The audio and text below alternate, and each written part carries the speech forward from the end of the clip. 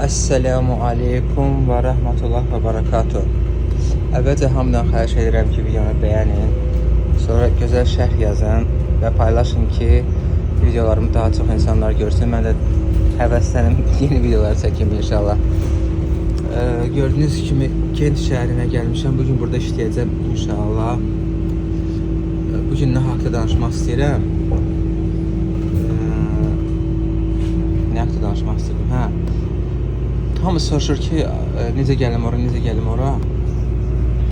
Sonra bir də fərdi bəzi insanlarla danışanda soruşuram hansı işlə məşğul olursan və s. haqqında məlumat toplayanda baxıram ki, adamların çoxusu ümumiyyətlə dil bilmir. Azərbaycan dilindən başqa dil bilmirlər.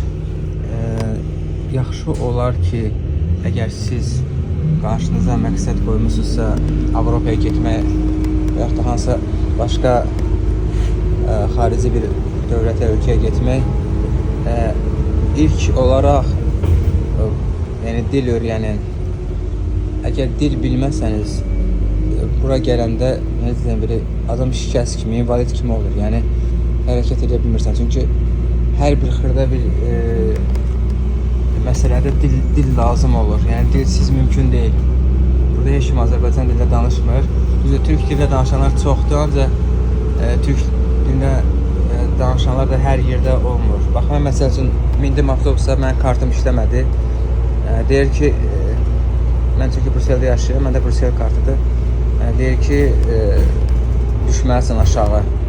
Biraz danışdım, sonra mən başa saldı ki, başqa kartla o ödeyə bilərsən. Yəni görsə o aparat, o aparat daimi avtobus kartları üçündür. Ancaq girişdə orada başqa aparat var. O universaldır da, yəni turistlər falan da o kartdan istifadə edə bilərlər. Yəni dil bilməsəydim, mənə başa sala bilməsəydi, məcbur olsaydım aşağı düşüm, sonra iş yerimə necə gedəcəkdim, işə gecikəcəkdim. Yəni adi xırda bir şeydir, mən ən xırdasını deyirəm.